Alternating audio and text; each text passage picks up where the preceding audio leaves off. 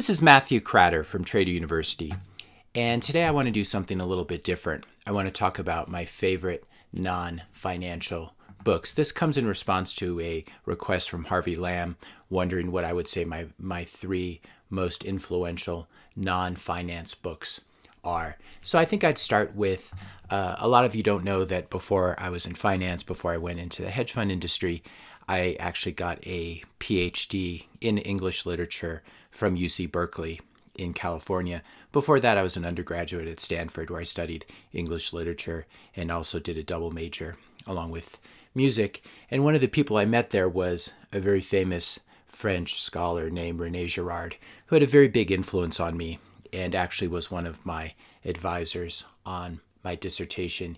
He was born in France and then came to the U.S. and was very prominent, especially in the late 60s and 70s. He was one of the people who brought Jacques Derrida over, the post-structuralist, if you know who that is. But Rene Girard is really a polymath, or was a polymath, and his books are an amazing mixture of not just literature. He was a French literature professor, but he was very, very knowledgeable about the history of early religion, anthropology, sociology, psychology, particularly the work of Sigmund Freud. And what he does in his books is he really weaves together all of these different disciplines. So he's really a multidisciplinary author. His real breakout work that put him on the world stage was Violence in the Sacred, which came out in 1972 and then was followed a few years later by an even better book, which is called Things Hidden Since the Foundation of the World. And this is really the largest and most complete exposition of his theory, which is called the mimetic theory. This is a great book to read because it reads a little bit like one of Plato's dialogues, where it's a discussion between Girard and a couple French psychiatrists.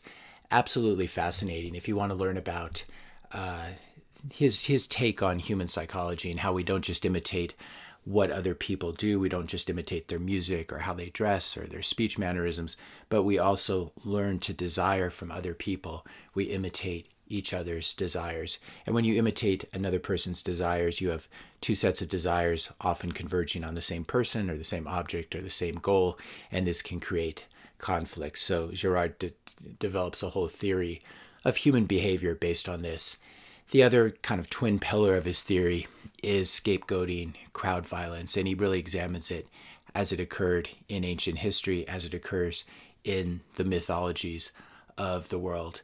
And according to Girard, crowd violence lies at the origin of most religions, ritual, and myth. And he does some very interesting analysis of Greek myths and myths from other cultures. In the modern world, scapegoating doesn't work as well. We realize, for various reasons, which I won't go into here, we recognize when someone is being scapegoated for the most part. And so this no longer works as a way of structuring society.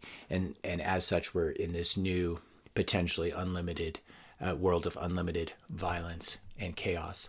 So that's a very brief summary of Girard's work. It's not easy to read, but most of it has been translated into English. And just exposing yourself to a mind like Girard. He was a very humble figure as well. Very brilliant, probably the smartest person I've ever met. And yet he was very, very gentle, very humble, and kind person. So I have very fond memories of him. In his seminar at Stanford was where I met Peter Thiel, entrepreneur, co-founder of PayPal, first outside investor in Facebook, and also founder of Palantir, I should say. Very influential person. I've talked about him in many of my other videos.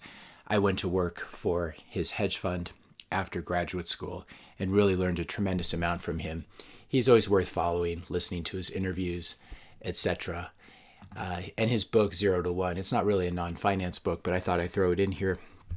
Very interesting book about how to think about startups, how to think about what kind of companies need to be started in the future, and especially his thoughts on the role of monopoly and competition and how people think competition is good, and it can be, but if you own a business and you want high profit margins and high return on capital, you want as little competition as possible. This is why it makes a lot of sense, as Musk has done, to start, for example, like a rocket company. You don't have a lot of people who wake up in the morning and say they want to start a rocket company. And so it's good to invest in these areas where there's not a lot of competition. But Peter Thiel's another one of those people like Rene Girard that just reading everything he writes and everything he says really gives you exposure to a quite brilliant mind.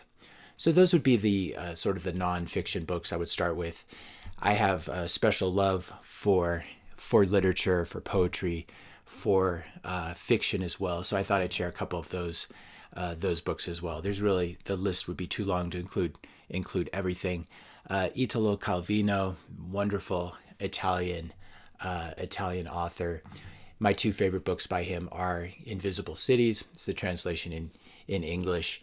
This is a fascinating book. It has sort of two parts. There's a discussion fictional discussion, obviously, between Marco Polo, the explorer, or a version of the historical Marco Polo, and the Emperor Kublai Khan, who's also a somewhat fictionalized version taken from Coleridge and a little bit from real history. But they talk about Marco Polo's travels around the world and the different cities that he has seen. And the most fascinating part is the description of these cities, because they're almost like science fiction cities. They're otherworldly cities, and each city is obviously not a real city, but is a thought experiment that tells you something about human history or human nature. Here's a great one. There are probably 50 different cities that are described in this book. Here's the city of Leonia. The city of Leonia refashions itself every day.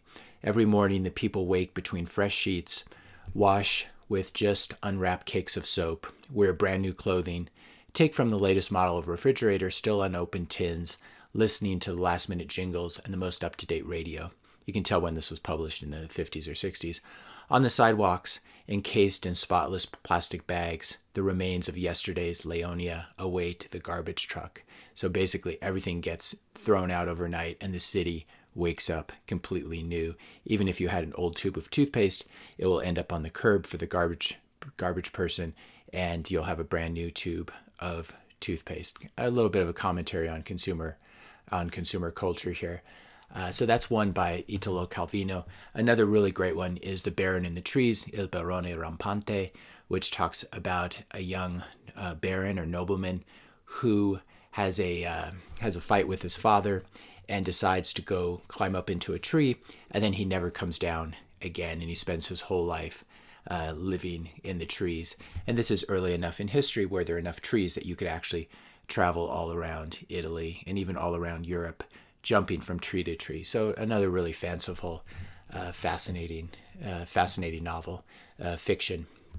Then we can turn to what's probably the greatest novel of the 20th century. This is Ulysses by the Irish writer James Joyce, who is also another polymath, extremely brilliant, extremely weird guy. This talks about one day in the life of a couple characters in Dublin, Ireland. The day is June 16th, which is known as Bloomsday. Leopold Bloom and his wife Molly Bloom, and then of course Stephen Dedalus, who is sort of a young troubled scholar, and how they interact with each other and how they interact with the city.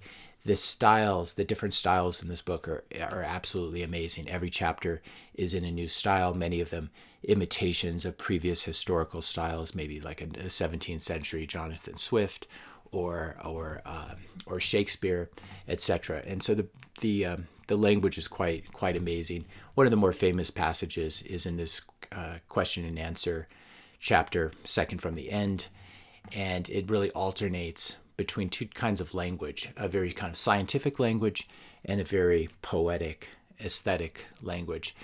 So it's question and answer. The question would be, what spectacle confronted them when they, first the host, then the guest, this is the two characters of the book, emerged silently, doubly dark from obscurity by a passage from the rear of the house into the penumbra of the garden. So very scientific, Latinate terms. And then the answer is just from a completely different English style. The heaven tree of stars hung with humid night blue fruit. One of the great sentences that was ever written. This is where we also get one of the first introductions of stream of consciousness writing, where the author supposedly gives us access to the thoughts as they're actively unfolding in the character's brain, completely uncensored, completely without punctuation. This is the final chapter where we get into the mind of Molly Bloom as she's falling asleep at night and thinking about everything that's happened that day, as well as throughout her life. And you can see here that there's no punctuation and really no capitalization for the most part either. This is one of the great novels of the 20th century, and it's a very difficult novel, but it does repay study like most things do. Another, you can tell that my dissertation was on 20th century modernism. Another, the titans of the 20th century, who really is neglected, probably because he got himself in a little trouble with the fascists in Italy. Ezra Pound was born in Idaho, in a very small town, and somehow became this European man of letters. The Cantos is a very long, incomplete poem that he wrote, somewhat modeled on epics like the Divine Comedy by Dante and Virgil's Aeneid and Homer's Odyssey.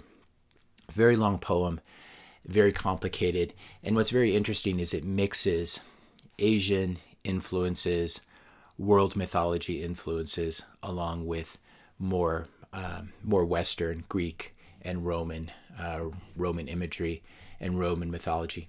Also, just a brilliant language. Here's a famous passage from toward the end of the poem.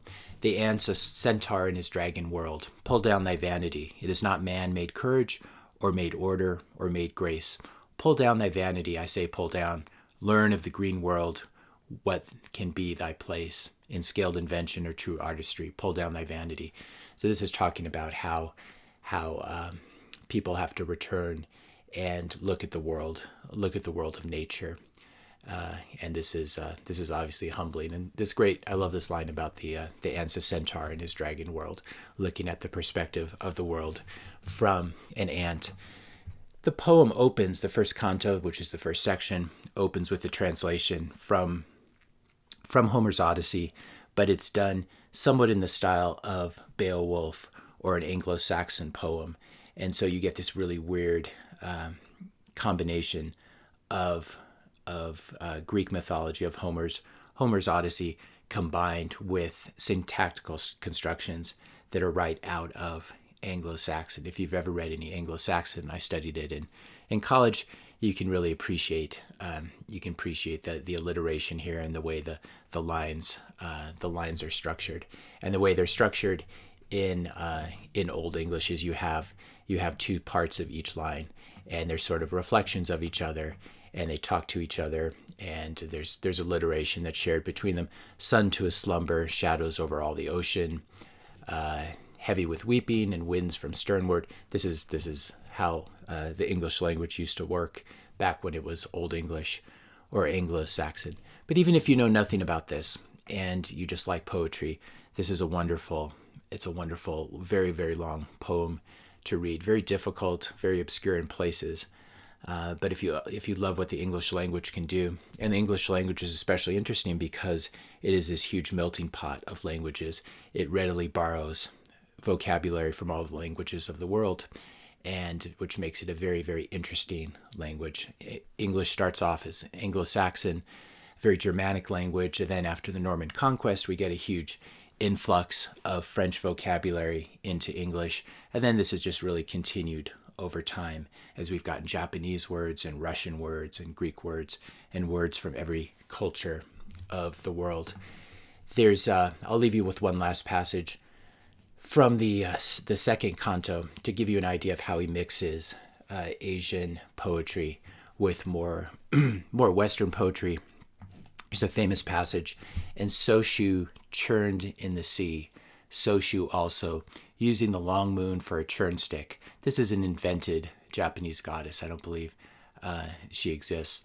Lithe turning of water, sinews of Poseidon, black azure and hyaline, glass wave over Tyro.